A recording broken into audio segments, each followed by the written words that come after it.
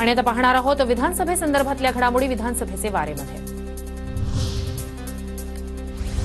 दिलीप वळसे पाटलांच्या मतदारसंघात शरद पवार गटाचा सर्वे, आंबेगावात परिवर्तनाची लाट, सर्वेत माहिती, देवदत्त निकमांची वळसेंविरोधात लढण्याची तयारी।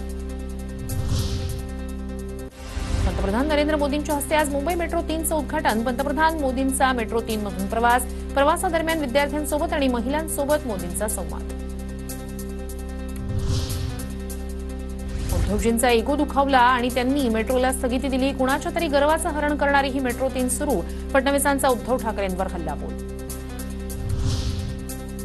मोदींचा दौरा, राज्याला खड्ड्यात घालण्यासाठी ज्या कामावर 5 ते 10% तरतूद नाही त्याचं भूमिपूजन, वडेट्टीवारांची मोदींच्या दौऱ्यावर टीका। भाजपसाठी पंतप्रधान गल्लीबोळात फिरतायत, पंतप्रधान मोदींच्या महाराष्ट्र दौऱ्यावरून संजय राऊतांची टीका।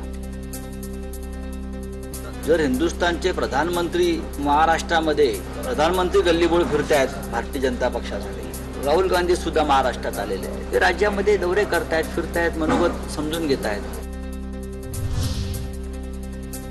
मी एकाही गद्दाराला रोजगार देणार नाही, उद्धव ठाकरेंचा नाव न घेता शिंदे गटावर निशाणा। महिन्याभरात आमचं सरकार आल्यानंतर तुमच्या लुटीचा हिशोब घेणार, ठाकरेंचा इशारा।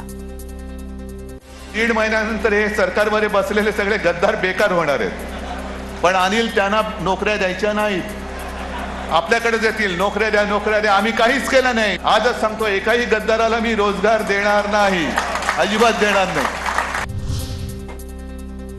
नंदुरबारमधील 6ही विधानसभा मतदारसंघातील इच्छुकांच्या काँग्रेसकडून मुलाखती। काँग्रेसचे माजी मंत्री शिवाजीराव मोघे यांनी घेतल्या मुलाखती।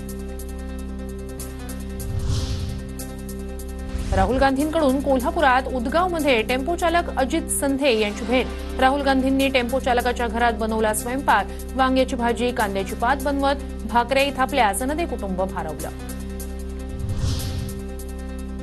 सुप्रिया सुळेंची गाडी कोंढवा परिसरात मुस्लिम तरुणांनी अडवली। उत्तर प्रदेशमधील धर्मगुरूंबाबत वादग्रस्त वक्तव्य केलेल्या महंतांवर पुणे पोलीस गुन्हा दाखल करून घेत नसल्याची केली तक्रार।